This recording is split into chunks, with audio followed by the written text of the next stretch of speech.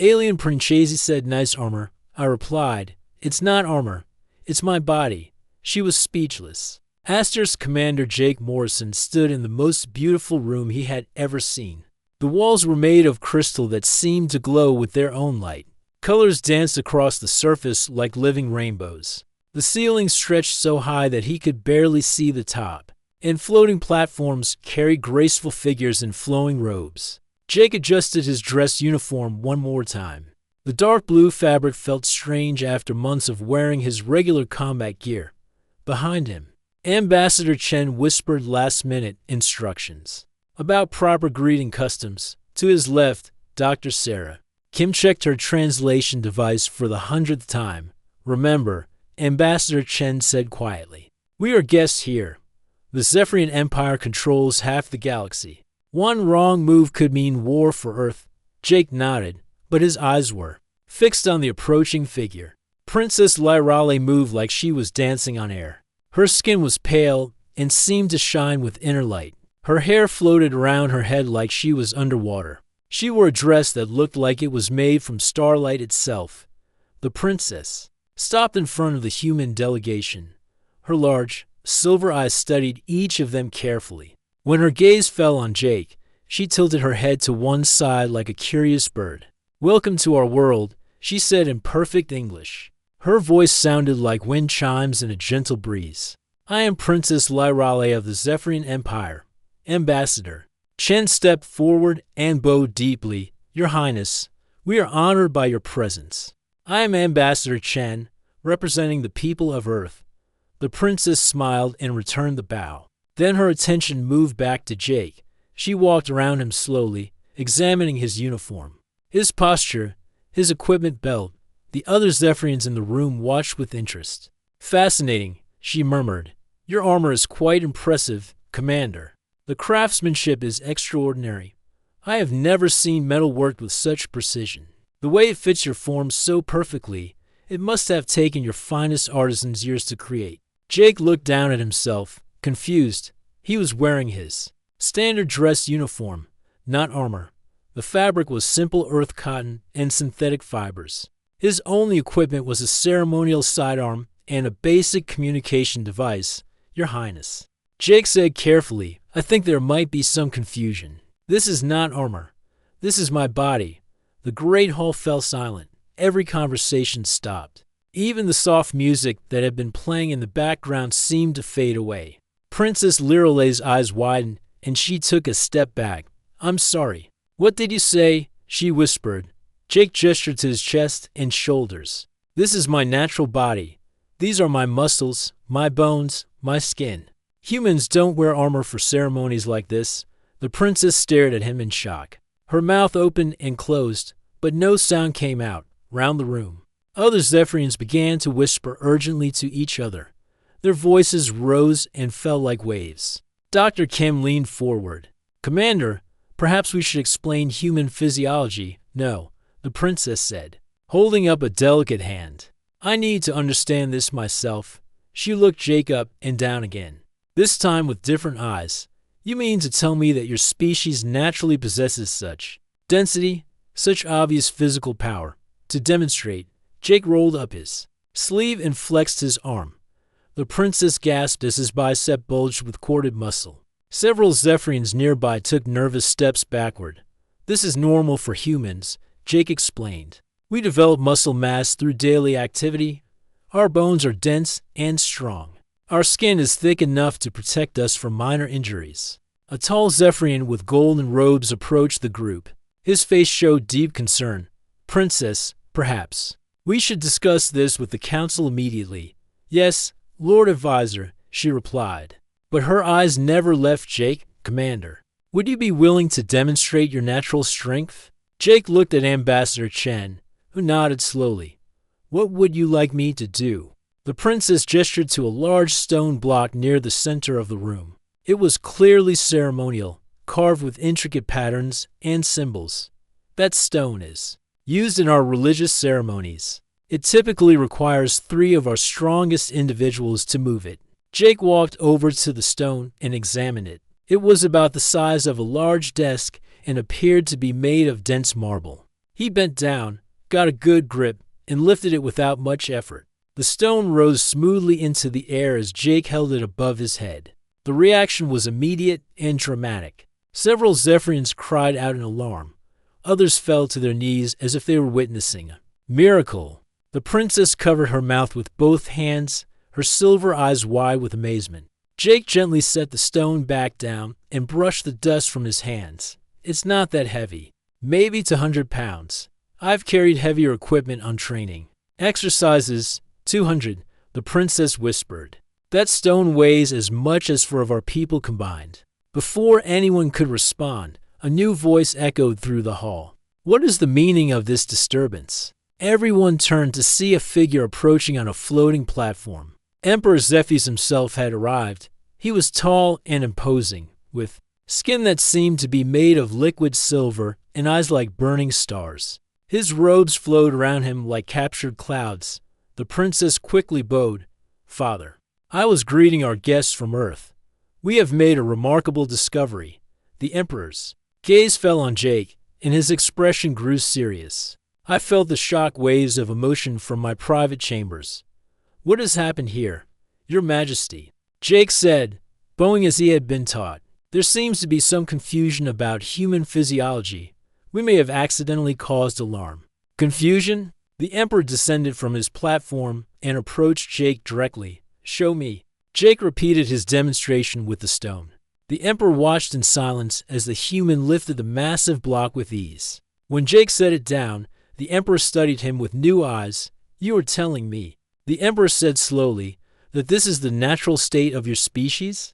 That you require no technological enhancement to achieve such physical capability? That's correct, Your Majesty. The Emperor was quiet for a long moment. Round the hall, hundreds of Zephyrians waited in tense silence. Finally, he spoke. Then we face a question that will determine the fate of this galaxy, he said. Are you here as friends who could become our greatest allies? Or are you a threat that could destroy everything we have built? The hall erupted in nervous whispers. Princess Lyrali looked between her father and Jake. Her expression filled with both fear and fascination. Jake straightened his shoulders and met the Emperor's burning gaze. Your Majesty, that choice is entirely up to you. The Emperor's words hung in the air like a storm cloud. Jake could feel the weight of countless eyes watching him. The beautiful crystal hall had become a courtroom, and humanity itself was on trial. Your Majesty, Ambassador Chen stepped forward. Perhaps we could discuss this in private. No, Emperor Zephys raised his hand. If these humans are truly as they appear, then this concerns every being in my empire. He turned to Jake. Commander Morrison, you claim this is your natural form. I require proof. Jake nodded calmly. What kind of proof would satisfy you, Your Majesty? Our most advanced bioscanners can see through any disguise technology in the galaxy. They can detect the smallest artificial enhancement or hidden device. Will you submit to this examination? Of course, Jake replied without hesitation. Princess Lyrali stepped closer to her father. Is this truly necessary? Surely we can trust. Trust? The Emperor's voice was sharp. Daughter, in 3,000 years of galactic civilization, no species has ever evolved such physical capabilities naturally. Either these humans are hiding something, or they represent a complete revolution in our understanding of evolution itself. Within minutes, a team of Zephyrian scientists arrived. With their equipment, the bioscanner was a massive crystal device that hummed with energy. Dr. Velox, the chief scientist, approached Jake with obvious nervousness. Commander, Dr. Velox said, this scanner will examine every cell in your body. It will detect any artificial materials, hidden technology, or genetic modifications. Are you prepared? Jake removed his uniform jacket and stood in the center of the scanning area. I'm ready.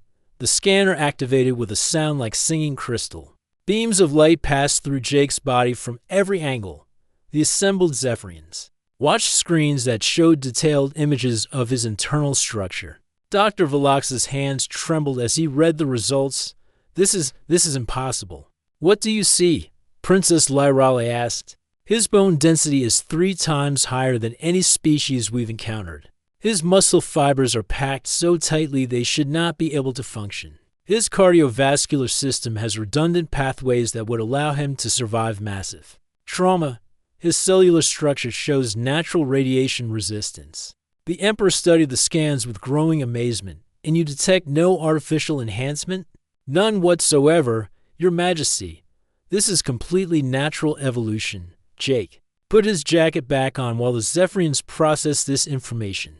Princess Lyrale approached him, her fear now mixed with intense curiosity. Commander, she said softly, how did your species develop such traits? Jake thought about how to explain Earth's harsh reality to beings who had never known true danger. Your Highness, our world is very different from yours. We call it a death world because survival there requires constant adaptation. Death world? The princess looked confused. Earth has violent weather patterns that can destroy entire cities. We have predators that hunt in packs and can kill with their bare claws. Diseases that spread rapidly and kill millions? Natural.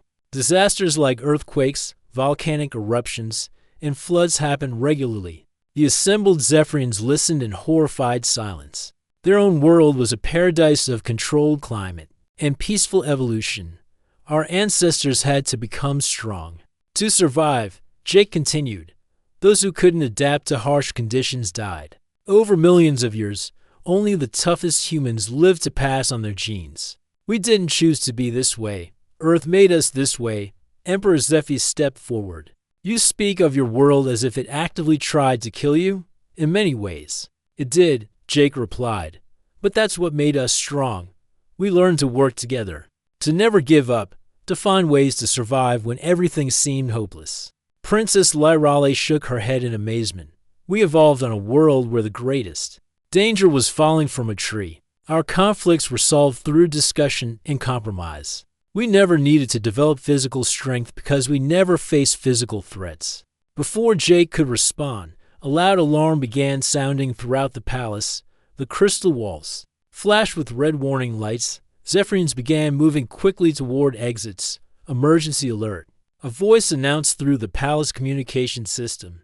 Massive solar flare approaching. All citizens must seek shelter immediately. Dr. Velox looked at his instruments in panic. The energy levels are beyond anything we've recorded. Our atmospheric processors won't be able to handle this much radiation. Emperor Zephy's turned to his advisors. How long before the flare hits? 6 hours, Your Majesty. But our energy grid will start failing in 3 hours when the first wave arrives. Jake watched the Zephyrians panic with growing concern. What happens if your energy grid fails? Our entire civilization depends on it. Princess Lyrale explained. Our atmospheric processors, our buildings, our life support systems, everything runs on the planetary energy grid. If it fails during a solar flare of this magnitude, everyone on the planet dies. The Emperor finished grimly. Jake looked at his fellow humans. Dr. Kim was already pulling up technical specifications on her tablet. Ambassador Chen was calculating response times. They all understood the situation immediately. Your Majesty, Jake said, what would it take to repair the grid manually if it fails? Manual repair. Dr. Velox looked confused. The maintenance tunnels are filled with toxic gases and radiation even during normal operations. During a solar flare, the radiation levels would be lethal to any Zephyrian within minutes. But not necessarily lethal to humans, Jake said quietly. The Emperor's eyes widened as he understood. You would volunteer to enter those tunnels if it means saving your people. Yes, Princess Lyrale grabbed Jake's arm. You could die. We have no right to ask such a thing of you. Jake looked down at her delicate hand on his arm. Your Highness, you're not asking. I'm offering. That's what humans do. We help when others need help. But why? She whispered. We are strangers. To you? Because it's the right thing to do. Jake replied simply. The Emperor studied Jake for a long moment. Dr. Velox, what are the chances of survival for a human in those conditions? Based on what we've seen of their physiology, perhaps 50%, maybe less. That's better odds than anyone else would have, Jake said. Your Majesty, do we have your permission to attempt the repairs? Emperor Zephy's looked at his daughter, then at the human delegation. I cannot order you to do this. The diplomatic consequences if you die would be catastrophic. Then don't order us, Ambassador Chen said firmly. We volunteer. Princess Lyrali stepped between them and the Emperor. Father, I forbid this. We cannot allow our guests to sacrifice themselves for our failures. As she spoke, the palace shook with the first tremors of the approaching solar storm. In the distance, power grids were already beginning to flicker and fail. Jake looked at the princess with gentle determination. Your Highness, with all due respect, you can't stop us. This is what humans do. We don't abandon people who need help. The Emperor closed his eyes in resignation. Then may the stars protect you, Commander Morrison. You may be our only hope. Jake and his team moved through the palace corridors with purpose. The beautiful crystal walls now showed cracks as the solar flare's energy began hitting the planet's outer atmosphere. Emergency lights flickered on and off, casting strange shadows that danced across the floor. This way, Dr. Velox led them through a hidden passage. The maintenance tunnels are beneath the palace. They connect to the main power grid that controls the entire planet. Ambassador Chen pulled Jake aside to Commander. I need to remind you that this is completely against protocol. If something happens to you, it could mean war between our species. Jake adjusted his equipment belt. Sir, if we don't help, there won't be anyone left to go to war with us. Dr. Kim finished checking her radiation detector. The levels are already climbing fast. We need to move now if we're going to do this. The tunnel entrance was a massive metal door built into the palace foundation. Warning signs in multiple languages covered its surface. Dr. Velox entered a complex code, and the door slowly opened with a grinding sound. Hot air rushed out, carrying the smell of ozone and burning metal.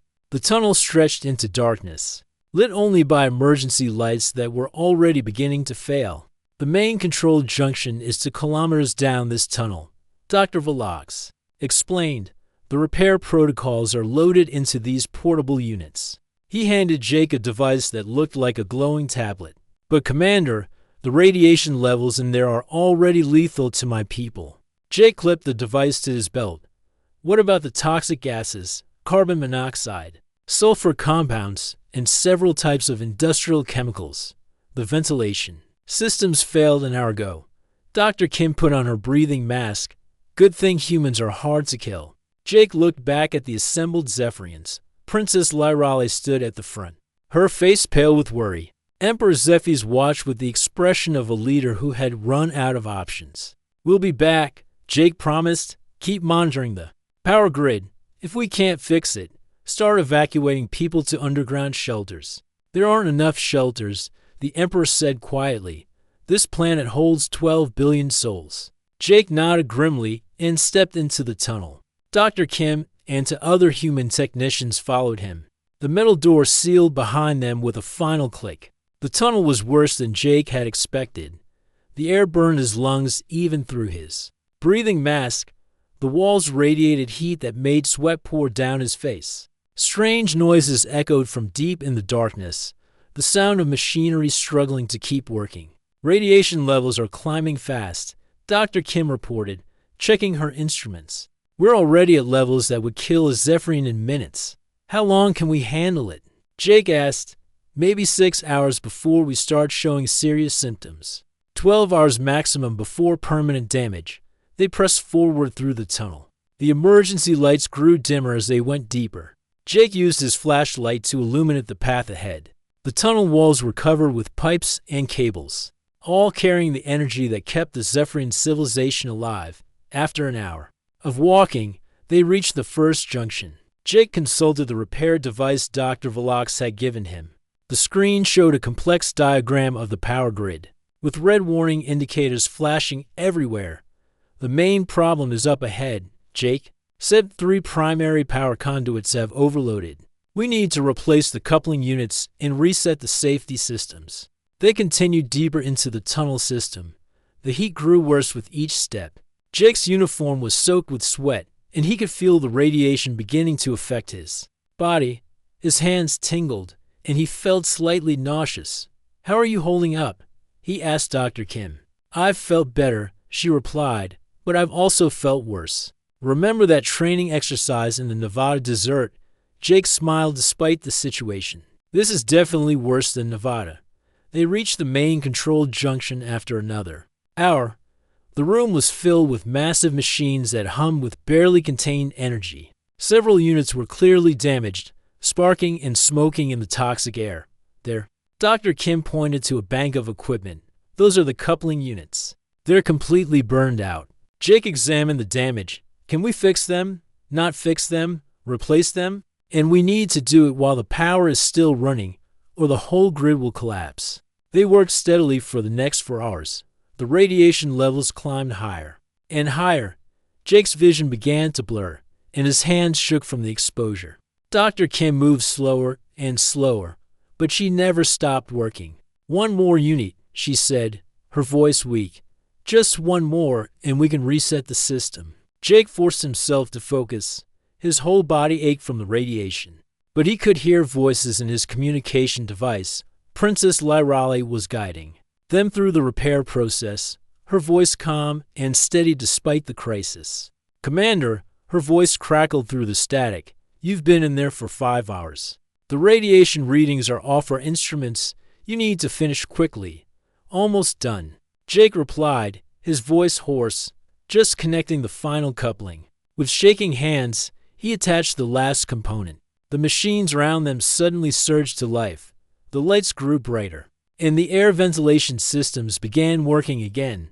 It's working, Dr. Kim shouted. The grid is stable. Jake activated his communication device. Princess, this is Commander Morrison. The repairs are complete. The power grid should be stable now. Thank the stars. Came her relieved voice. The atmospheric processors are coming back online. You did it, Commander? You saved our world. But as they began the long walk back to the surface, Jake noticed something troubling. Dr. Kim was studying her instruments with a worried expression.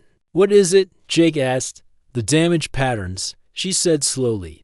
These weren't random failures caused by the solar flare. Someone cut these cables deliberately. This was sabotage. Jake felt his blood run cold. Sabotage during a solar flare. It's the perfect cover, Dr. Kim realized. Make it look like natural failure, when actually someone was trying to destroy the Zephyrian power grid.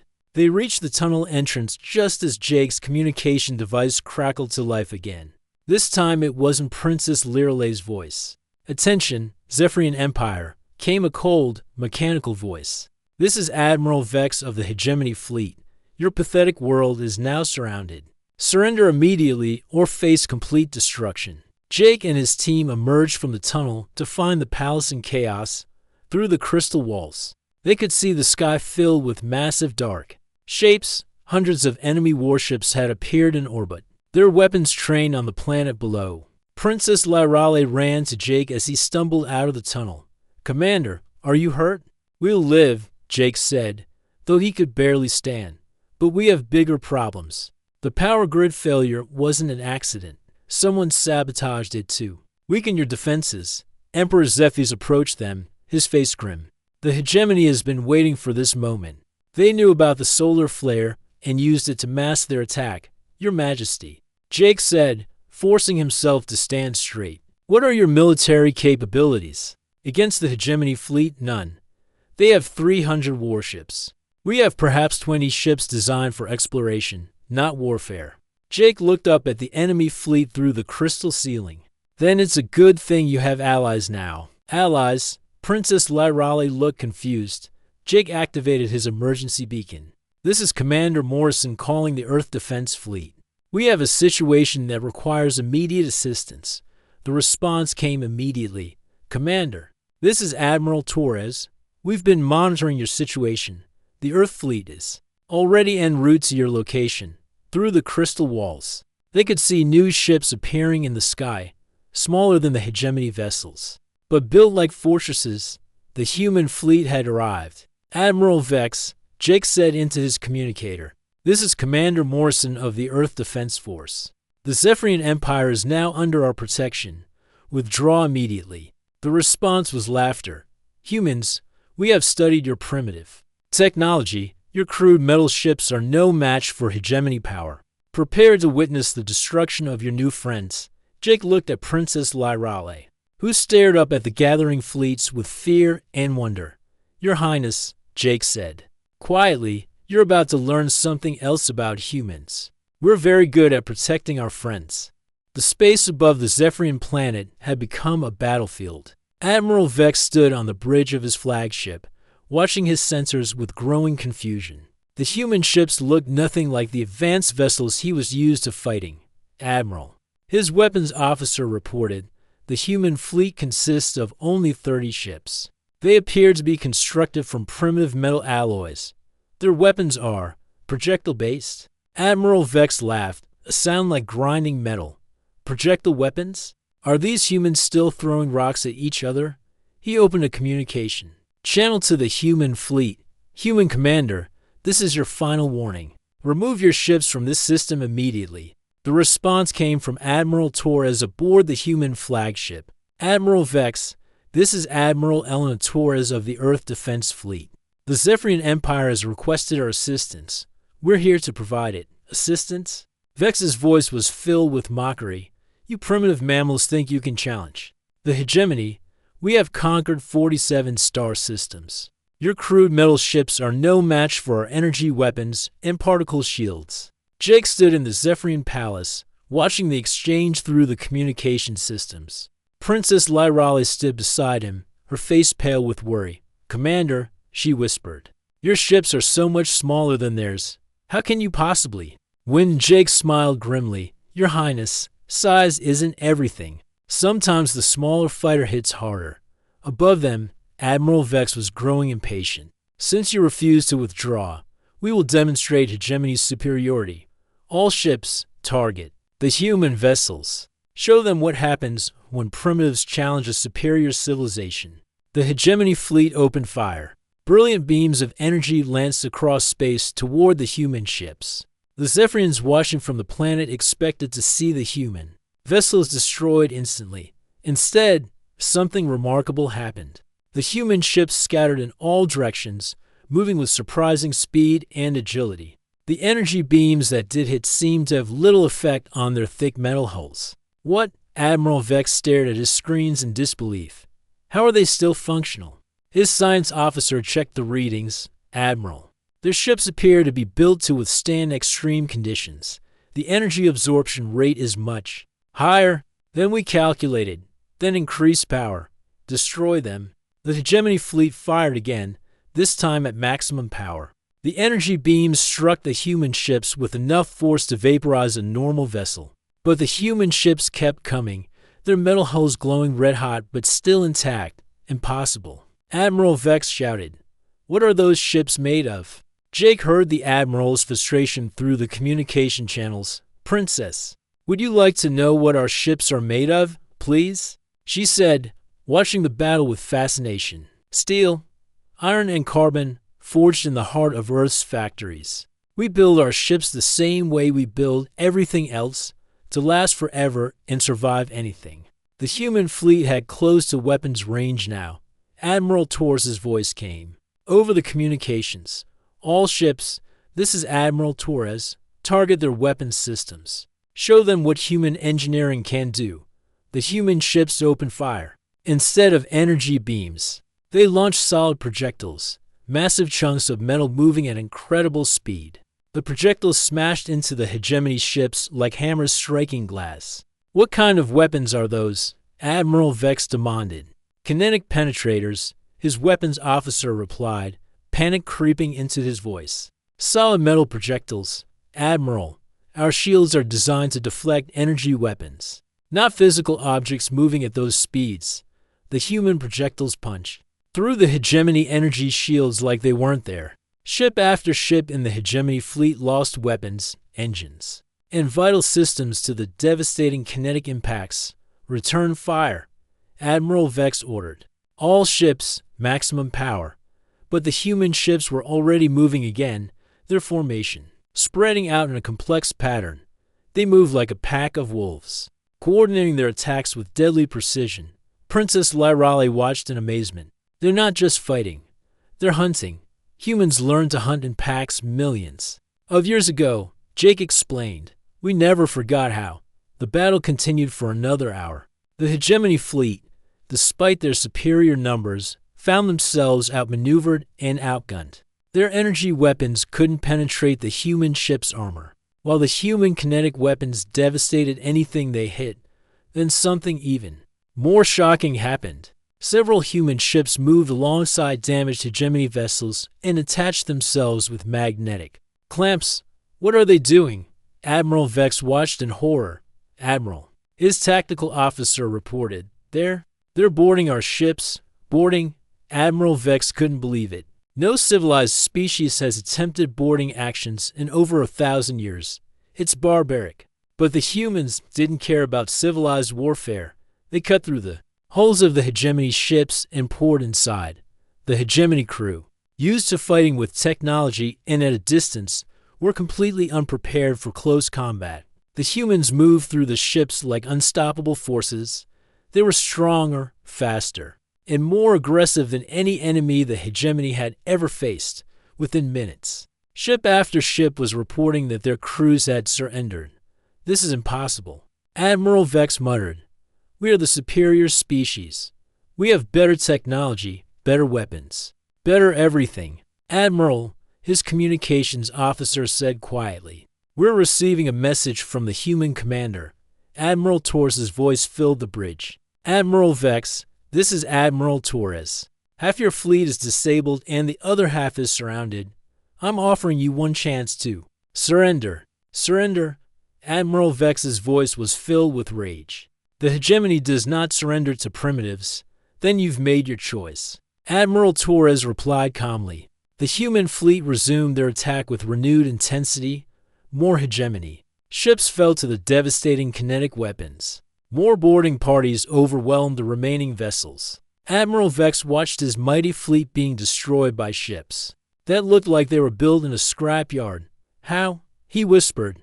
How are they defeating us? Down on the planet, Princess Lyrale asked Jake the same question. Commander, how? Are your ships winning? The hegemony has conquered dozens of worlds. Jake watched the battle with pride. Princess, the hegemony conquered those worlds because they had better technology than their enemies, but they've never fought an enemy that was tougher than their technology. I don't understand. Our ships are built to survive in Earth's harsh environment. Our weapons are designed to work no matter what. Our crews are trained to fight when everything else fails. The hegemony relies on their technology being superior. When that fails, they have nothing left. As if to prove his point, Admiral Vex's flagship began to retreat. The massive ship turned away from the battle, its engines straining to escape the human fleet. But Admiral Torres wasn't finished. Admiral Vex, you're not going anywhere. Your fleet attacked our allies. That makes this personal. The human ships pursued the flagship. Their kinetic weapons disabled its engines, leaving it drifting in space. Boarding parties attached to the hull and began cutting their way inside. This is Admiral Torres. Came the voice over the communication channel. Admiral Vex, you're defeated. Order your remaining ships to surrender immediately. There was silence for a long moment. Then Admiral Vex's voice came through. Filled with bitter defeat, all hegemony ships, this is Admiral Vex. Cease fire and surrender to the human forces. The battle was over. The mighty hegemony fleet, which had conquered nearly 50 worlds, had been defeated by 30 human ships. Princess Lyrale stared at the aftermath in amazement. Commander, your people just saved our entire world. Jake smiled, though he was still weak from the radiation exposure. Princess, we told you we'd protect our friends. But why? She asked. Why risk everything for people you barely know? Because it's what humans do, Jake replied. We don't abandon people who need help. We don't let bullies win. And we definitely don't let anyone hurt our friends. As they spoke, Admiral Vex's voice came over the communication channel. One final time. But this time, it carried a tone of desperation rather than arrogance. Attention all ships, he said. Since the hegemony fleet has been defeated, I'm activating the Omega Protocol. If we cannot have this world, then no one can. Jake felt his blood run cold. What's the Omega Protocol? Princess Lyrale's face went white with terror. It's a planet-killer weapon. The hegemony's final revenge. If they can't conquer a world, they destroy it completely. through the crystal walls. They could see a massive weapon emerging from Admiral Vex's disabled flagship. It was charging with deadly energy, pointed directly at the planet below. "How long do we have?" Jake asked. "Maybe 10 minutes before it fires," the princess whispered. Jake activated his communication device. "Admiral Torres, we have a problem." The massive planet-killer weapon continued charging on Admiral Vex's flagship. Through the Crystal Palace walls, everyone could see the deadly energy building up like a miniature star. The weapon was the size of a city block, covered in glowing conduits that pulsed with increasing intensity. 8 minutes until it fires, Princess Lyrali said, her voice barely a whisper. "Once it reaches full charge, nothing can stop it." Jake opened his communication channel to Admiral Torres. "Admiral, what are our options?" "We're analyzing the weapon now, Commander," Torres replied. "Our kinetic weapons can't penetrate its armor plating. The energy field around it deflects everything we throw at it." Emperor Zephy's joined them at the viewing wall. In 3,000 years of galactic history, no one has ever survived a planet-killer weapon. It will turn our world into dust and fragments. Jake studied the weapon through his binoculars. The massive device was protected by layers of armor and energy shields. But there was something else, a small maintenance port near the base of the weapon. "Princess," Jake said suddenly, "can your people scan the weapon's internal structure?" "Yes, but why?" she asked. "I need to know if there's a way to get inside it." Princess Lyrali looked at him in horror. "Inside, Commander, that's impossible. The radiation levels around that weapon would kill anyone instantly." "Not anyone," Jake said quietly. "Maybe not a human." Dr. Kim, who had been listening to the conversation, stepped forward. "Commander, after what we just went through in those tunnels, our bodies can't handle much more radiation." "I know," Jake replied, "but it's not about whether we can handle it. It's about whether someone has to try." Admiral Torres' voice crackled through the communication system. "Commander, I'm reading your biosigns. You're already suffering from severe radiation exposure. Another dose like that could kill you." Jake looked around the room at the faces watching him. Emperor Zephy's, his expression grim but hopeful. Dr. Kim and the other humans, understanding what he was thinking, and Princess Lyrale. Her silver eyes filled with tears. "Admiral," Jake said into his communicator, "I need a ship. Something fast and maneuverable." "Jake, no." Princess Lyrale grabbed his arm. "You can't do this. We can't ask you to sacrifice your life for us." Jake gently removed her hand from his arm. "Princess, you're not asking. I'm choosing. This is what humans do when people we care about are in danger." "But you barely know us," she protested. "I know enough," Jake replied. "I know you're good people who don't deserve to die because of someone else's hatred. I know you welcomed us with friendship when you could have turned us away. And I know that if our positions were reversed, you would do the same for us." Emperor Zephy stepped forward. "Commander Morrison, there has to be another way." "There is no other way, Your Majesty," Jake said firmly. 7 minutes until that weapon fires. Even if our fleet could destroy it, the explosion would still damage your planet. Someone has to get inside and shut it down manually." Admiral Torres' voice came through again.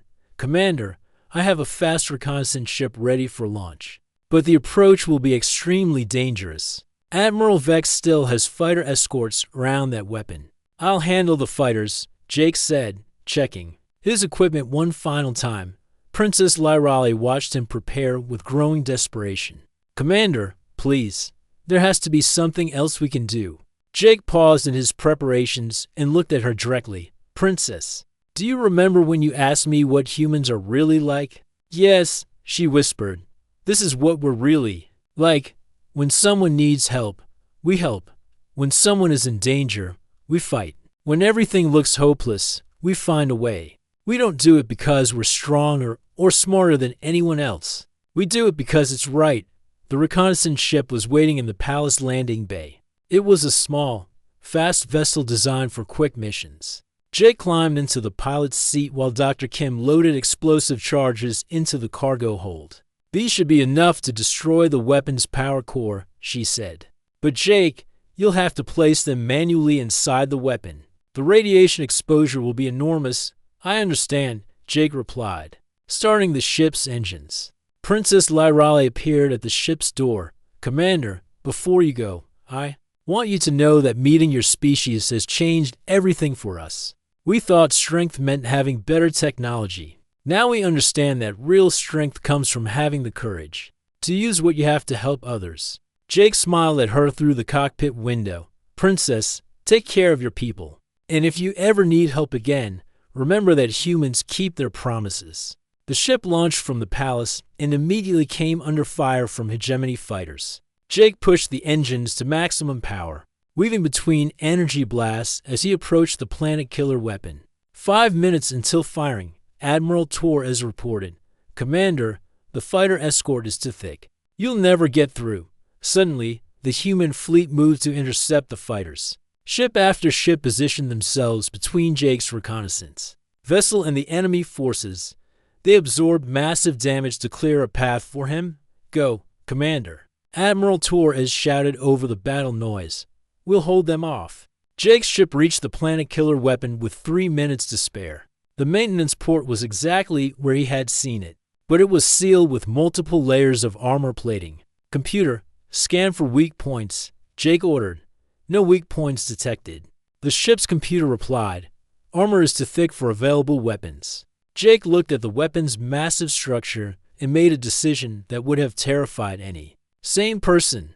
Then we'll make our own entrance. He aimed the ship directly at the maintenance port and pushed the engines to overload. The small vessel accelerated toward the weapon like a missile. At the last second, Jake activated the ship's emergency ejection system. The cockpit separated from the main hull just as the ship smashed into the weapon's armor. The explosion tore open a hole large enough for Jake to enter.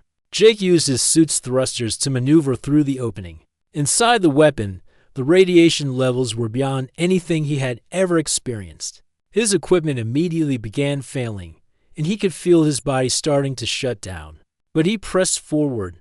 The weapon's power core was at the center of the device, protected by more layers of armor and energy fields. Jake placed the explosive charges methodically, fighting against the radiation sickness that was overwhelming his system.